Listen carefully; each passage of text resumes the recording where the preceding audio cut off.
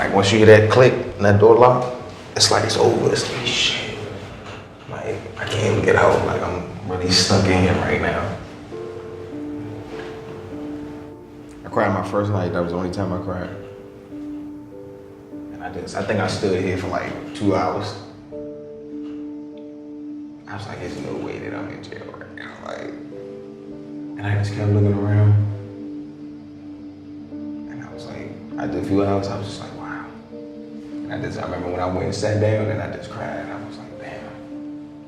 You know, this is a real taste of, you know, not having your freedom, being controlled, you know, being in this system.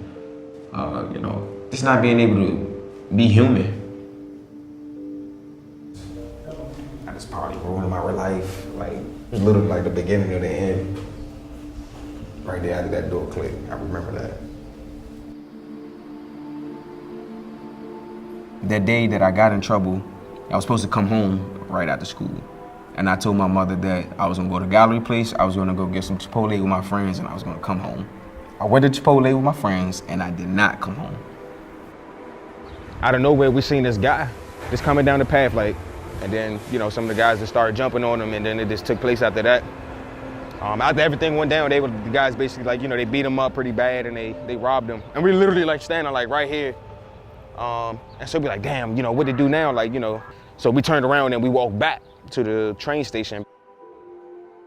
Like, I knew I was wrong. And even though that I didn't physically involve myself in the altercation, you know, in the eyes of the law, and being old enough to understand what happened, I was responsible for what happened because I didn't take the initiative to change what was going on, or at least try to stop it. You know, I was a bystander, and I was there.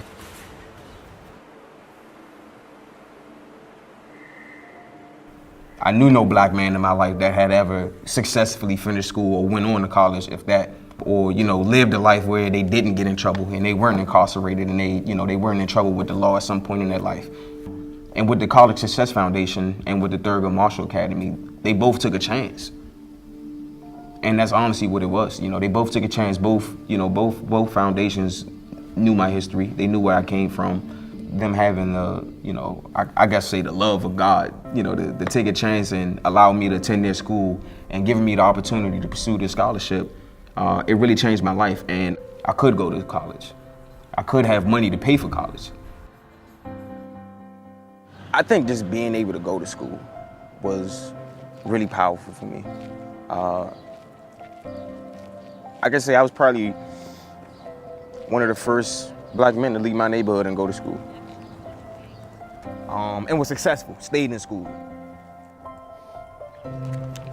My first day on campus I was actually excited. I was happy. I was really proud. I couldn't believe that I was like really in school. Like I really made it. I was like 400 miles away from home. And it was just mind-boggling. I think being away and being culture shocked, I think that's what I needed also, having a culture shock to really show me, like, you know, life isn't just DC.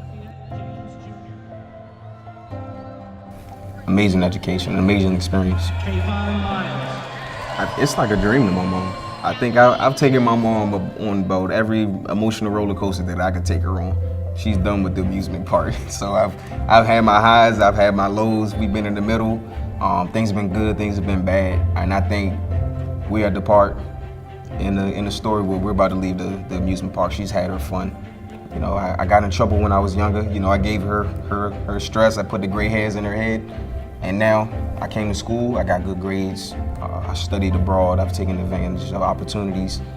I've motivated my sister to go to college. My sister wasn't really interested in going to college, and without the scholarship, she wouldn't be in school either. So for my mother, this is, you know, the best thing that's probably happened in her life, to see her children have the opportunity to pursue a higher education. I feel like it's been a long time coming. It's been a long 4 years. I learned a lot, I grew a lot. I feel like I wouldn't be who I was if I wouldn't have came here, had this opportunity to change my life. Yeah. And it's only the beginning though. Only the beginning. It's first graduation. We see y'all in 2 years, we get my master's. Yeah. To have the opportunity for people to support me through my whole college experience, not even before college, you know, I was leaning on the College Success Foundation for support. and for guidance. It's an indescribable experience. You know, it's I can't describe, you know, the love that I have for this foundation and the people involved with it. And it takes a group of special people to really be devoted to this type of work. And it's not as simple as just, you know, getting a scholarship and having some people to pat me on the back. You know, a lot of what I've gained has just been through watching. You know, really learning how to be a leader, learning how to be humble. You know, learning how to be a black man, learning how to be a man, learning how to treat women. There's so much that I've just gained through this foundation that, you know, doesn't just sum up into the mission statement, you know, sending, you know, inner city kids to school with some support. Like, I have a network of individuals. I've had the opportunity to do a lot of things, a lot of cool things, and I haven't been exposed or been able to be involved with anything as righteous as this. And I think what I can take from it is to make sure that I do something with my life, wherever it is, no matter what my career is, to make sure that I could pass along what I've been given. It's just a learning process. So some people learn the hard way. You know, some people smart enough and they could just get with the program immediately and they don't have to go through certain experiences, but it's all for the better good. You know what I mean? But you just want to make sure that you put yourself in the best position at all times. I made some wrong decisions in my life, but I feel as though I wouldn't have learned and I wouldn't have matured from the mistakes that I made, and it wouldn't have gave me the knowledge that I have today. You know, it's sad that I had to go through that route in order for me to, you know, to really find my way in life and to kind of like find my purpose, but I could turn on the news. Just look up some annual statistics about, you know, what young black men in DC are doing right now. Because more than likely, without the College Success Foundation, that's probably what I would have been.